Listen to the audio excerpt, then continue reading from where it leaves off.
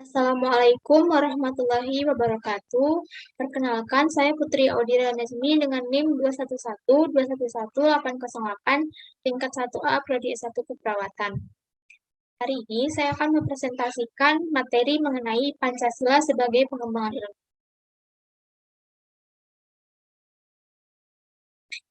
Pancasila pengembangan ilmu. Pengembangan ilmu, pengetahuan, dan teknologi atau IPTEK dewasa ini mencapai kemajuan pesat sehingga peradaban manusia mengalami perubahan yang luar biasa. Pengembangan IPTEK tidak terlepas dari situasi yang melingkupinya. Artinya, IPTEK selalu berkembang dalam suatu ruang budaya. Perkembangan IPTEK pada gilirannya bersentuh dengan nilai-nilai budaya dan agama sehingga di satu pihak dibutuhkan semangat objektivitas, di pihak lain IPTEK perlu mempertimbangkan nilai-nilai budaya dan agama dalam mengembangkannya agar tidak merugikan umat manusia.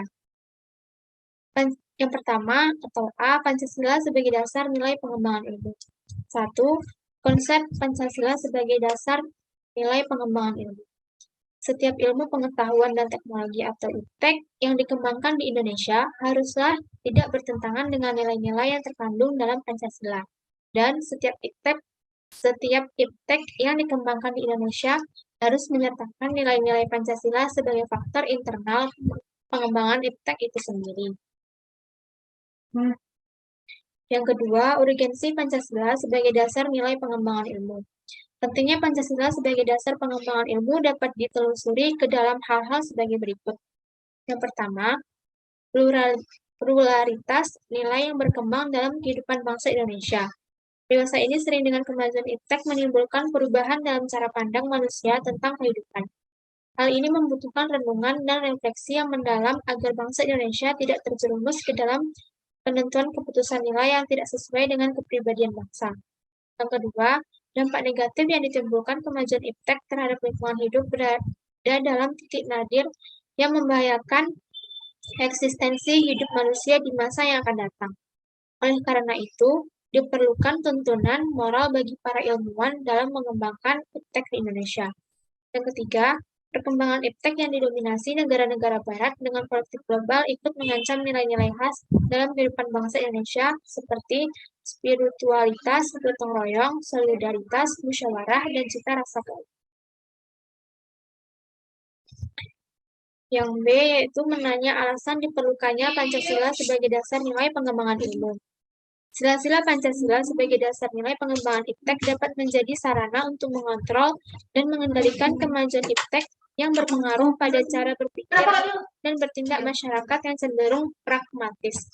Artinya, penggunaan benda-benda teknologi dalam kehidupan masyarakat Indonesia dewasa ini telah menggantikan peran nilai-nilai luhur yang diyakini dalam menciptakan kepribadian manusia Indonesia yang memiliki sifat sosial, humanis, dan religius. Selain itu, sifat tersebut kini sudah mulai tergerus dan digantikan sifat individualistis, dehumanis, pragmatis, bahkan cenderung sekuler.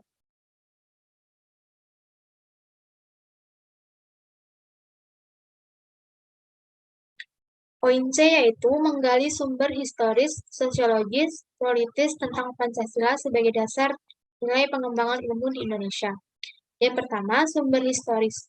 Sumber historis Pancasila sebagai dasar nilai pengembangan ilmu di Indonesia bersumber sebagai nilai pengembangan ilmu di Indonesia dapat ditelusuri pada awalnya dalam dokumen negara, yaitu pembukaan Undang-Undang Dasar 1945.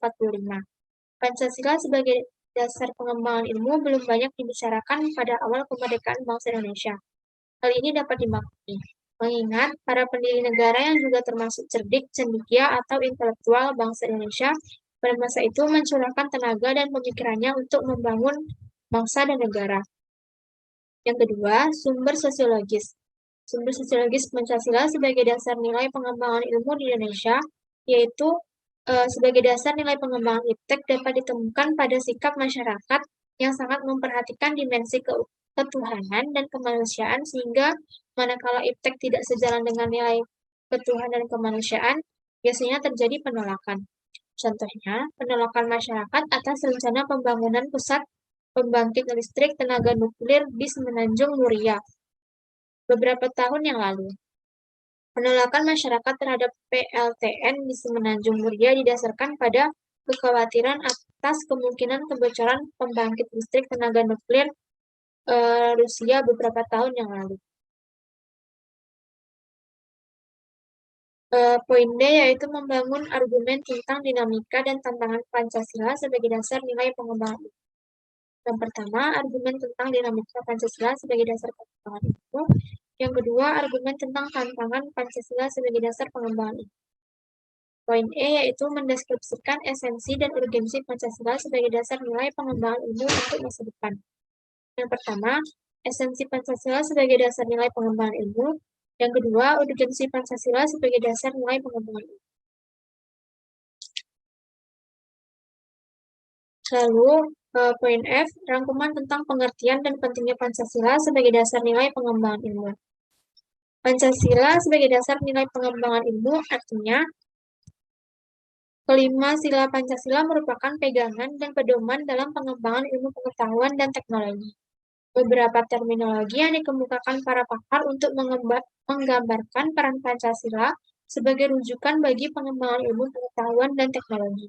Antara lain, Pancasila sebagai intellectual bastion, Pancasila sebagai common denominator values, Pancasila sebagai paradigma ilmu.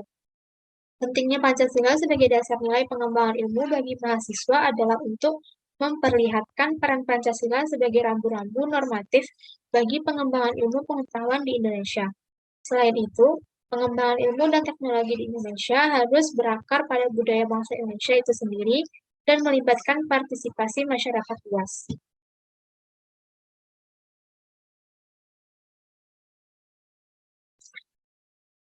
Kemudian, contoh pengamalan Pancasila sebagai dasar ilmu pengetahuan. Pada sila ketuhanan yang Maha Esa, mengimplementasikan ilmu pengetahuan, mencipta perimbangan antara rasional dengan irasional, antara akal, rasa, dan kehendak.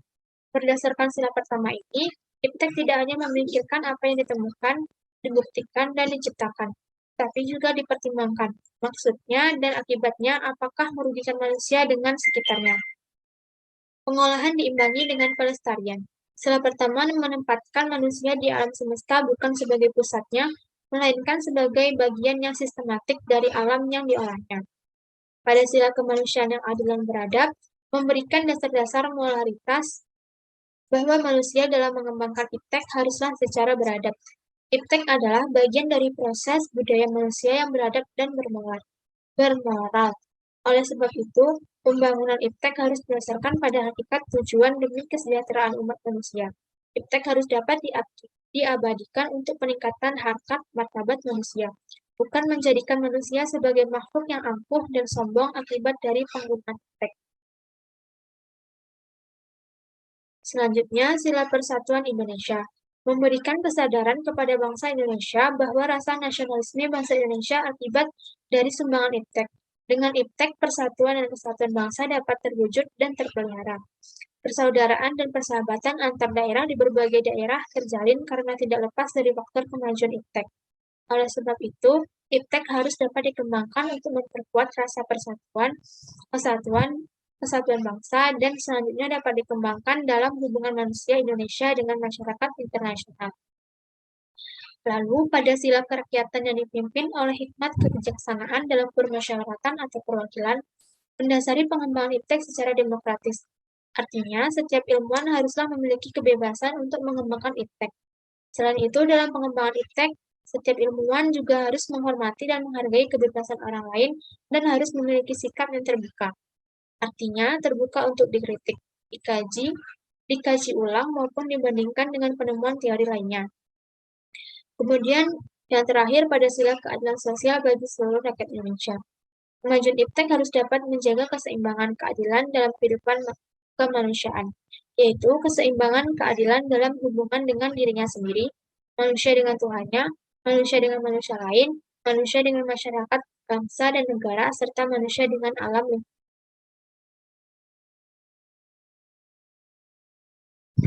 Baiklah, itulah hasil presentasi dari saya, Putri Odila Najmi. Sekian, terima kasih. Assalamualaikum warahmatullahi wabarakatuh.